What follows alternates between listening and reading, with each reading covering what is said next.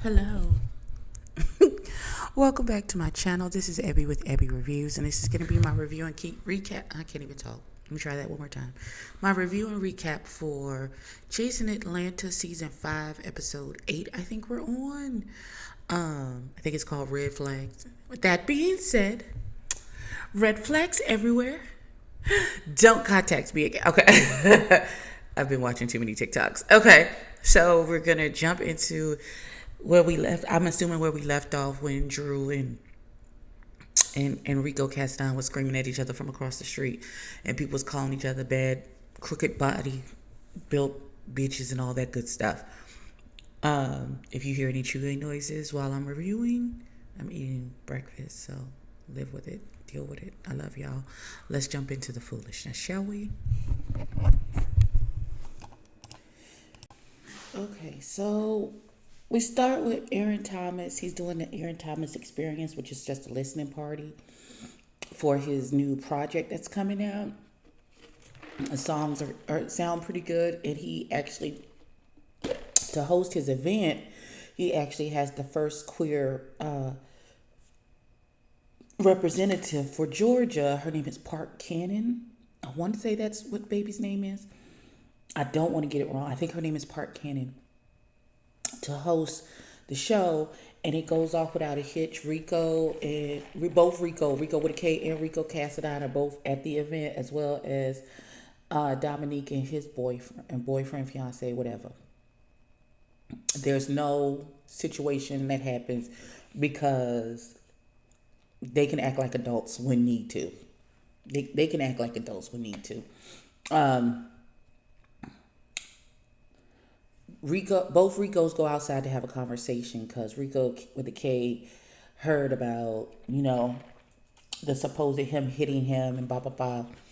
And Rico Cassadine says that he may have jumped to conclusions and he didn't hit him. So they come to a meeting of the minds and they're good. So they're good. So next, we're at Rico. Well, we're not at Rico's house. We're at Rico's stylist person's house. Party Monroe, I think is the baby's name. And so he's invited Troy and Jay Amore over to, help him with some styling and fashion things for getting ready for, I guess, his listening party or his next evolution of who he is for his next project. He talking about cutting his hair off, and the video people smoking him, and I don't know, it sounds weird to me, but if you like it, I love it.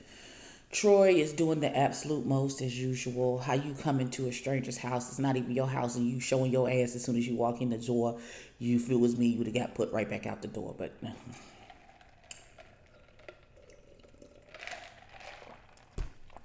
also, Jay Moore is like, it's over. The veil is forever torn between him and Cameron. Ain't no going back. Ain't no fixing that. I guess, honey. Because we never had a friendship. We sure was fucking. You know what? I'm going to leave it alone. And Troy is, I don't know, in his confessional saying a bunch of stuff. I wasn't paying attention. I got to go back and listen to it. Okay. Okay, so we with Dominique and his boyfriend, and they having a conversation, and the boyfriend was in his feelings because he wanted to be the one to propose, and Dominique, always putting 10 on 20, decided to jump the gun and do it first. And so there's a re-proposal coming because he said that's, you deserve a proposal, blah blah blah blah blah. And they've been going through, just like any other couple who's had family, like, it seems like it's a season of this one passes and then this one, it's like a domino effect, and you have seasons where multiple members pass, and so it creates a lot of stress and wear and tear on the relationship. But they seem to be good, they seem to be thriving, everything is good. His boyfriend was like, the atmosphere seemed different with Preston Curl because they saw, I guess Preston Curl is supposed to be Rico because they saw him at Aaron Thomas's event. Now I don't know what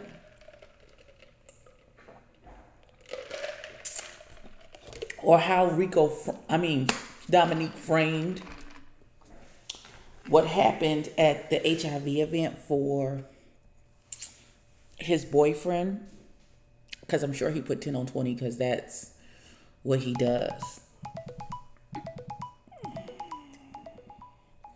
Um,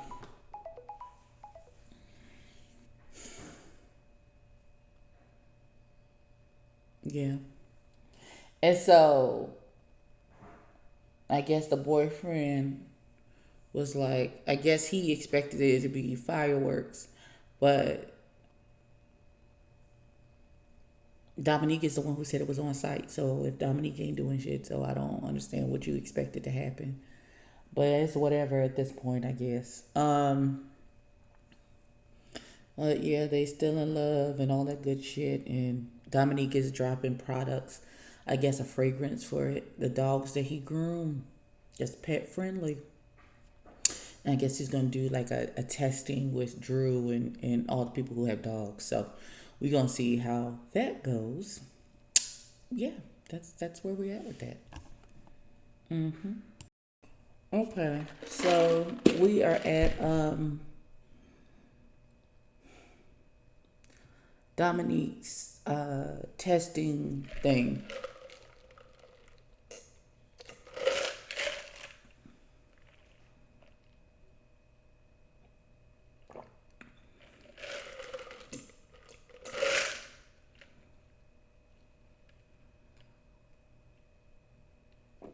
I'm not good at pills. Oh my god.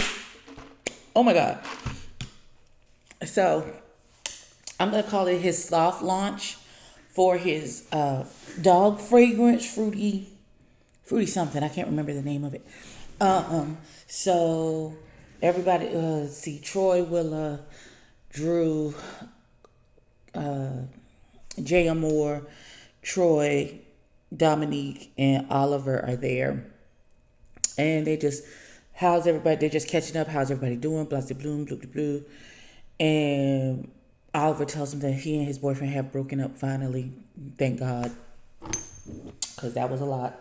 It wasn't even my relationship, and it was a lot. And all of those good things are happening, and so they talked a little bit about Rico, and well, Drew brought up that Ike had brought him over there, and then Rico showed up, and they still trying to say that Rico is lying. Even though we've seen their receipts, and their receipts don't back up what it is that they're saying. So the delusion continues, I guess. So that and Troy announces the cash trip that everybody's going to Tennessee to the mountains to celebrate the nuptials or upcoming nuptials of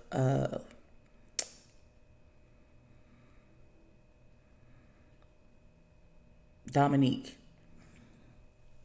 And it's gonna be what it is. Now we're on this date with Rico and Wayne, and Rico took Wayne to this drag show at this club called Future, and because he wants to tell him some stuff about him. So we're gonna see how this goes.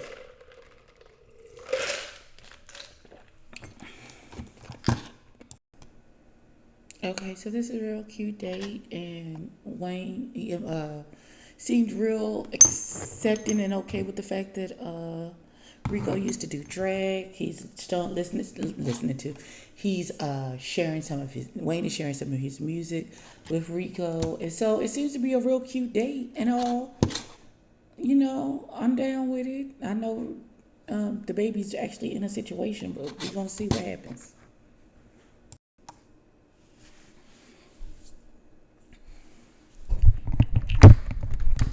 Let me get close so you can hear me.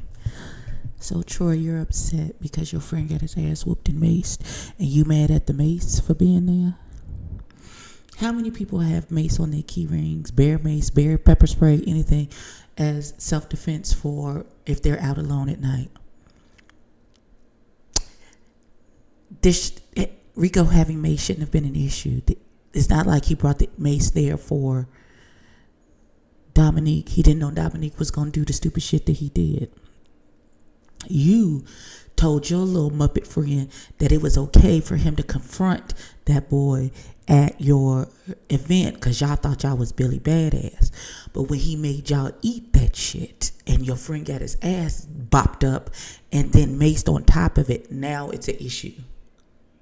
Now if Dominique, though this was never going to be the case, if Dominique had won the battle between him and Rico Cassadine, wouldn't have been no issue with anything.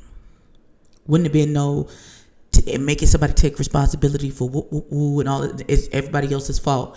No, let's put the blame where the blame surely goes. It falls at Dominique because Dominique is the one who confronted him over some bullshit that's not true in the first place. And it's your fault for telling your friend it's okay for him to cause a scene at your event. I'm with Oliver on this one. You're not going to blame me, who was trying to diffuse the situation, because you thought y'all was going to be able to get one over on this boy and your friend got his ass whooped. You just got a well whooped ass. I don't know what you want from me, and I'm not taking responsibility for it, and it's not my fault. You want to get angry and boom at somebody? Go stand in the mirror, because it's or go talk to your friend. Otherwise, eat that shit, because it's y'all fault that it started. Y'all could have just walked out and left it alone. So that's how the episode ended, with Troy Braddy's spoiled ass having a hissy fit and walking off. They're going to conclude it next week, but I could give a fuck. I'm sorry, listen, my wig is pushed back. I'm in my feelings today. I'm tired. I don't care about none of this. But that's how the episode ended. The delusions of that child, it just takes me over every single time. Y'all like, comment, and subscribe. Tell a friend, tell a kid. And I'll catch y'all later for something. Peace out.